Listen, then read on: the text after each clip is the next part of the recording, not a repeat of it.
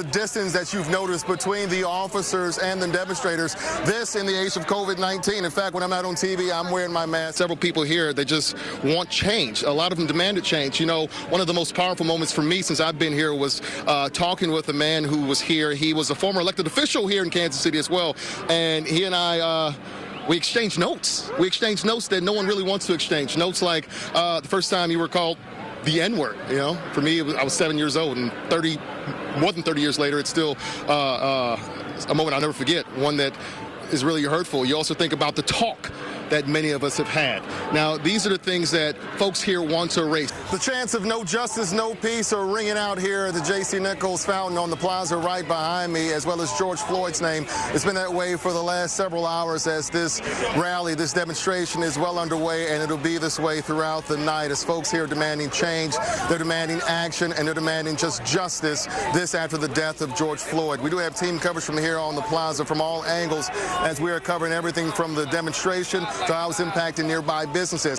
It seems like a few of the officers are actually coming closer. There's about a good 10 feet of distance, if that, if not more. A lot of them have gas masks or what appears to be, can we zoom in, Goldie, on that container right there? You can see in their hand. It's a black container. We see several of those with several of the officers have those containers in their possession. They appear to be some sort of gas. Some of them also have those kind of gas masks, some of the officers here as well, and others have the ride gear mask with the kind of plexiglass shield. One of the conversations I witnessed was someone screaming with passion, "Stop killing us, stop killing us, we want justice." Of course, that was some of the more calm conversations. Some of them are a bit more tense right here, but for the most part, the police officers here are standing their ground. Off in the distance right there is where you saw several of those smoke bombs that were deployed, and it appears as if some of the demonstrators actually tossed them back in the directions of the police officers. And you see the officers all with their shields as objects are being hurled in their direction. And now, you see, there you have it, the flashbangs, as they're throwing several of those. Police up. Oh, I was just hitting the head with something. We gotta get out of here. We gotta get out of here right now. We're gonna go to an area where it's a bit more safe. Gabby, Go. Take a look at this. You can see the demonstrators just feet away from several of the police officers.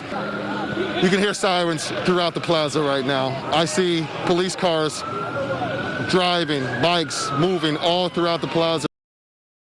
Got a little secret for you. The start of women's basketball happened right here in Kansas City. You can't hide the truth. My girls need to be acknowledged for what they've done. We'll tell you about the league before the WNBA and its everlasting impact on KC and the sports world. You know, there's so much that shapes who and what we are.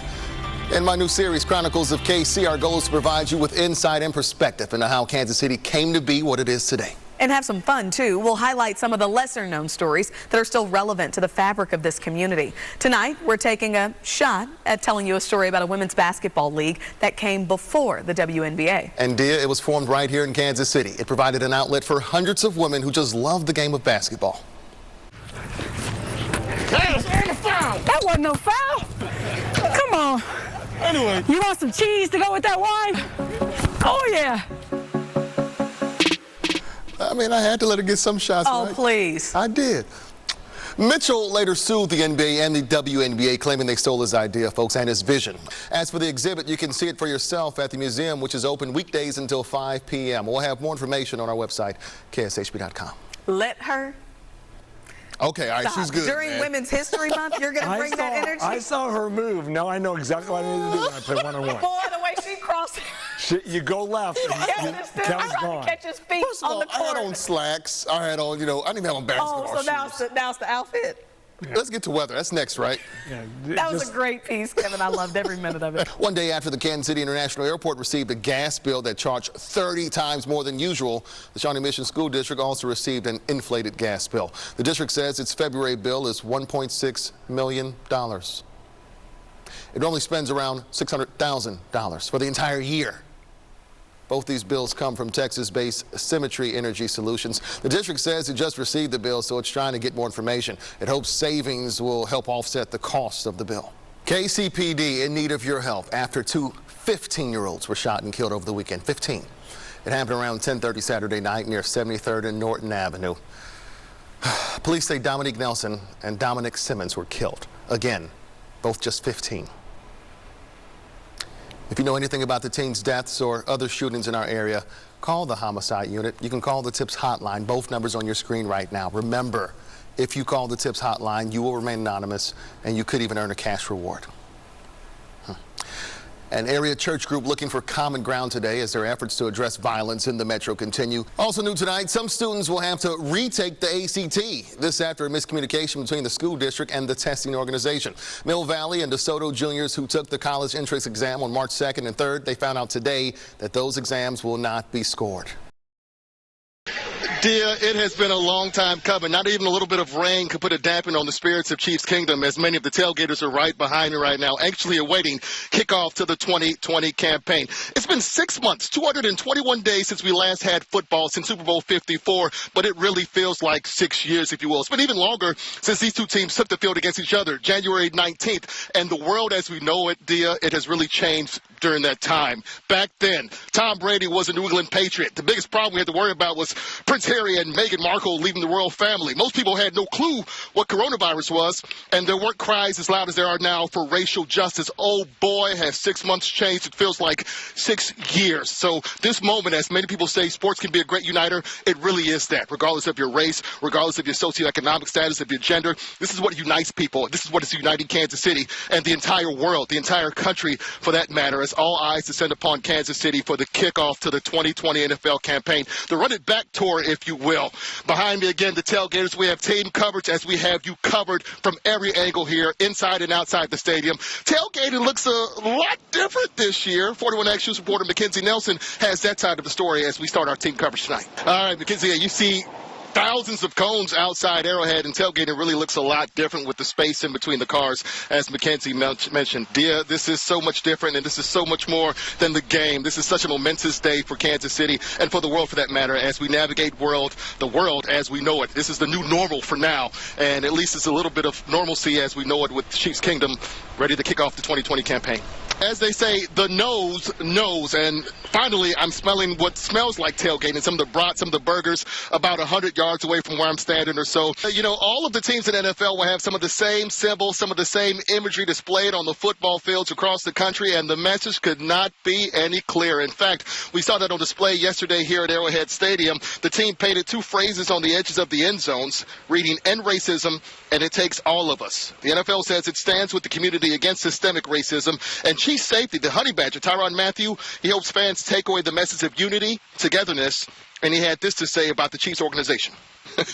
So they are no doubt jumping for joy, as Big Red said. Those 17,000 fans will have some help, though. The league allowing teams to run about 70 decibels of audio. So let's put that in perspective for you. The Chiefs set the record for crowd noise at more than double that. Also different today, the tailgating experience. Many of the tailgaters are behind me. If you can see off into a distance, there are also tons of orange cones to try and exercise social distancing, if you will. 41X News reporter Mackenzie Nelson picks up that side of the story. Hey, Mackenzie. In the words of Stevie Wonder, isn't she lovely? Right now, the Chiefs championship flag already flying high over Arrowhead Stadium. The team unveiled it the last day of training camp last month. On that day, some fans were allowed in the stadium to watch practice and the unveiling. So the Chiefs, they have an advantage. They have so many starters returning. However, that doesn't mean there won't be any newbies that are expected to make an impact. Mick Schaefer joins us. Mick, some of the new players we can expect to make an impact. Break it down for us. Also of importance to the Chiefs and the NFL, for that matter, encouraging people to go to the ballot. The NFL starting this initiative to encourage people to vote this coming November, and there are several high-profile Chiefs players at the helm of this. Election Day is set for November 3rd, and if you haven't registered to vote, you still have time to do so. To find out how and to find out more about the details and the deadlines, you're a click away. Head to our website, kshb.com. We should also mention the Chiefs say they plan to mention more on their website about encouraging people to vote and some of the voting drives they plan to take part in this coming season. So there you have it. A live look on the field at Arrowhead Stadium as we count down the kickoff to the Run It Back tour. You're looking at Chiefs kicker Harrison Butker, one of the best kickers in the game right now, who kicks that oblong ball made out of pigskin through a big H, if you will. We'll see how active he is today in the game. Chiefs Kingdom, no doubt, very creative when it comes to showing its fandom, right? But there's one fan who takes it to a whole different level, as 41X News reporter Mackenzie Nelson explains. New at 10, a more contagious form of the coronavirus now in Kansas. One person in Ellis County tested positive for the UK variant. We also asked Dr. Norman about wearing 2 masks, and he told us he would rather see people wear 1 mask properly than to see people wear 2 masks improperly. And if you have a good mask, you don't need to go above and beyond that. As for the variant, it has not been confirmed in Missouri just yet. Our team coverage continues tonight with ongoing discussions for new mass COVID-19 vaccination sites in both Kansas and Missouri. As the I-Team's Andy Alcock reports, Arrowhead Stadium could soon be one of them. Whether it's city or rural vaccination sites, health leaders say location, location, location. It's everything. It's one reason Truman Medical Center, University Health, and the YMCA partnered for a clinic. For a lot of these vaccination sites, you need to register online, but we're hearing frustrations and concerns from you about people not having access or the ability to get online. Super Bowl 55 at Raymond James Stadium will be a unique one, right? Especially taking place during a pandemic. Law officers from 70 different agencies are not only making sure the game and related activities are secure, but also safe from a public health perspective. The Chiefs' road to the Super Bowl last year inspired a fan to write a children's book about the Chiefs and its storied history. 41 Action reporter Nick Starling introduces us to this man and how he hopes it inspires all generations.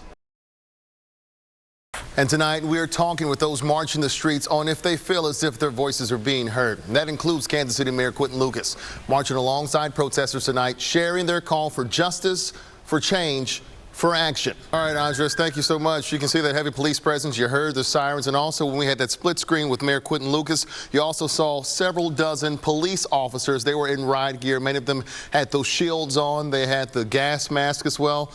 41 Action News anchor Gabriella Pagan is actually there near those officers and those protesters. Gabby, bring us up to speed with what you see and what you know so far today. With our American Century Skycam, as soon as we tossed to you live and we saw that plume of smoke in your live report, the bird's eye view showed several of the protesters kind of scurrying away from that scene as well. So I take it that it's not coming towards you, that the protesters may have been running away. Do you know in what direction that is? Or to give a better frame of reference for our viewers? Missouri Governor Mike Parson condemned all acts of violence and destruction, saying it drowns out the voices of peaceful demonstrators.